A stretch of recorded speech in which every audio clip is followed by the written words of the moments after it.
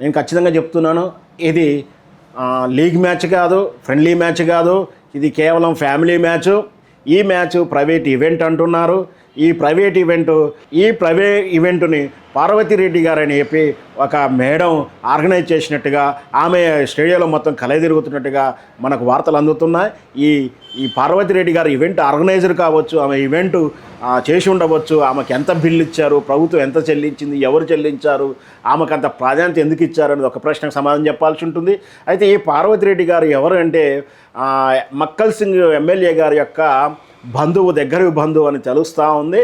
దగ్గరి బంధువు. మరి అప్రూవల్స్ ఎవరు ఇచ్చారు, అసలు ఈ ఆర్గనైజేషన్ ఎవరు చేశారు? ఈ ఈవెంట్ ప్రైవేట్ ఈవెంట్ అయితే ఈ ప్రభుత్వ యంత్రాంగం అంతా ఎందుకు కదిలి వెళ్ళింది? నిన్నటి ఆటలో ప్రధానంగా వినిపిస్తున్నటువంటి ఆ పిల్లల జట్టులో ఉన్నటువంటి పిల్లలు ఎవరే అంటే, ఒకటి రేవంత్ రెడ్డి గారి మనవడు కనపడడం చూశాము. రెండవది జానారెడ్డి గారి మనవడు జయధీర్ ఎమ్మెల్యే కుమారుడు అయినటువంటి ఒక కుమారుని చూశాం. మక్కల్ సింగ్ కుమారుని చూస్తున్నాం. రోహిన్ రెడ్డి కుమారుడు అని చెప్తున్నారు. ఇంకోటి ఇప్పుడు ప్రియాంక గాంధీ కుమారుడు కూడా ఉన్నారని తెలుస్తుంది. అంటే వీళ్ళంతా బంధువర్గం అంతా ఫ్యామిలీ మ్యాచ్ ఆడినట్టు ఆడారా? ఎందుకు ఆడారు? మరి ఇంత ప్రయారిటీ ఇచ్చినటువంటి వీళ్లకు, సెల్ఫీలకు ఇచ్చినటువంటి ఇంత ప్రయారిటీ ఇచ్చిన ఈ మ్యాచ్లో బహుజనులకు అవమానంగా జరిగింది.